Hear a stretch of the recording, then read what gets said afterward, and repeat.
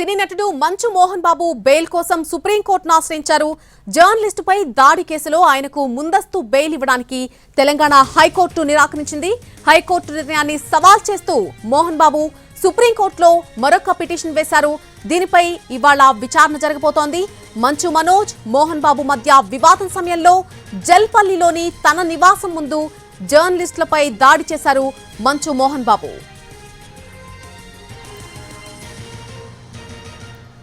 సినీ నటుడు మంచు మోహన్ బాబు బెయిల్ కోసం సుప్రీంకోర్టును ఆశ్రయించారు. జర్నలిస్ట్ పై దాడి చేసినటువంటి ఆ కేసులో ఆయనకు ముందస్తు బెయిల్ ఇవ్వడానికి తెలంగాణ హైకోర్టు ఇప్పటికే నిరాకరించింది.